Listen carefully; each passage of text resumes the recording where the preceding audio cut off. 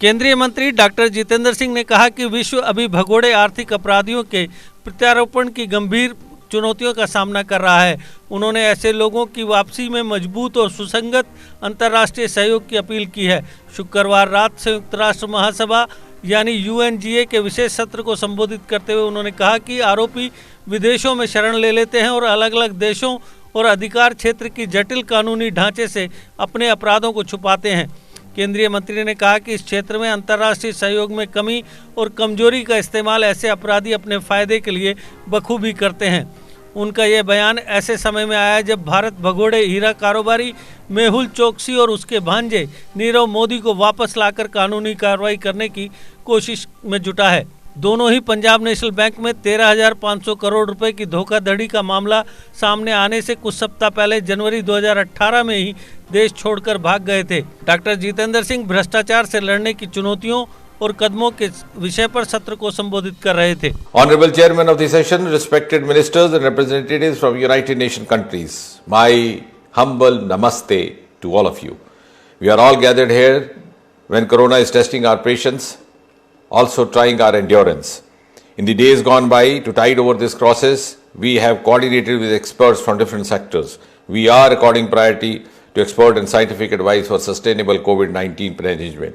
We are implementing the 5-fold strategy of testing, tracing, treatment, COVID-appropriate behavior and vaccination. We are applying our entire might to fight this crisis. In addition, the pandemic has created unprecedented short-term and long-term challenges of fighting corruption. It is significantly undermining the distribution of our resources, jeopardizing our rebuilding processes, extending economic pressure and delaying the return to growth. Therefore, this is indeed the most appropriate time to come together for all of us and to strengthen the international cooperation to prevent and combat corruption. I welcome, therefore, the United Nations initiative to hold this special session of the General Assembly to give a worldwide political impetus to effectively address challenges and implement anti-corruption measures. Dear colleagues, India has a zero-tolerance policy towards corruption. The motto of the Government of India under Prime Minister Shri Narendra Modi is minimum government, maximum governance, with emphasis on transparency and citizen centricity. With the aim of decentralizing decision-making and bridging communities with local governments across cities and towns, innovative solutions are being implemented using digital tools in all sectors. India is already a digital-first trajectory with one of the highest volumes of digital transactions in the world. The pragmatic and the programmatic use of technology has helped increasing the spread and plugging of leakages in delivering benefits. For filling healthcare needs to remote areas, to building data-given police policy, public policy, the use of technology fulfills roles, and most importantly, some of the most remote areas of the country are benefited by this.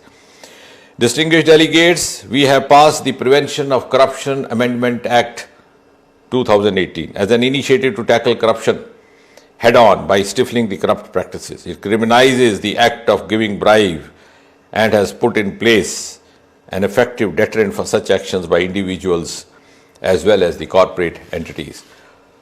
Further, the operationalization of the institution of Lokpal or the Ombudsman as per the Lokpal and Lokayukt Act 2013 has enabled inquiries into allegations of corruption against public functionaries. Dear colleagues, we all know the world is presently combating another serious emerging challenge of fugitive economic offenders and assets which flee across the national jurisdictions.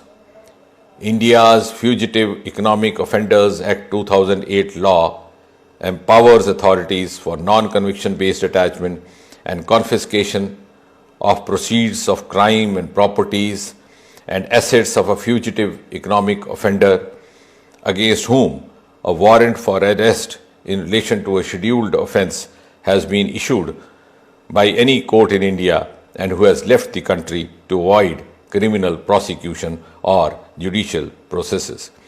As the accused takes shelter in foreign countries and conceals the proceeds of crime in complex legal structures spread over different countries and jurisdictions, the gaps and weaknesses of international cooperation get exploited by such fugitives to their advantage.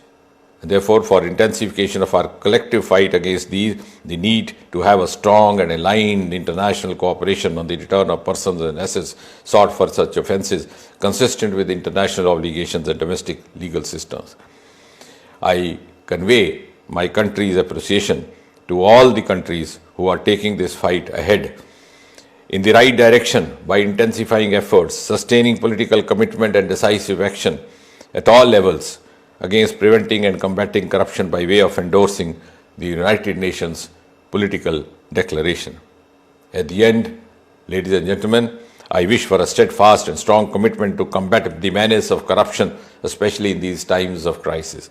I reiterate that India is ready to work with other countries, with the civil society and with the international organizations to accelerate the implementation of anti-corruption principles. Thank you, ladies and gentlemen, and namaste once again.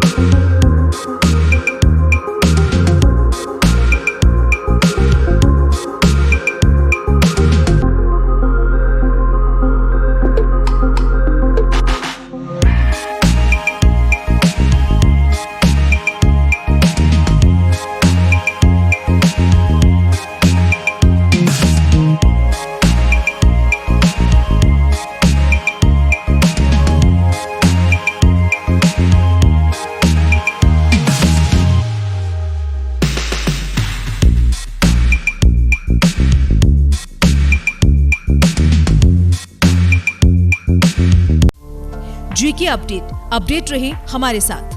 अगर आप ये video YouTube पर देख रहे हैं तो हमारे YouTube channel को सब्सक्राइब करें और बेल आइकन को क्लिक करें। अगर आप ये वीडियो Facebook पर देख रहे हैं तो हमारा Facebook पेज लाइक जरूर करें।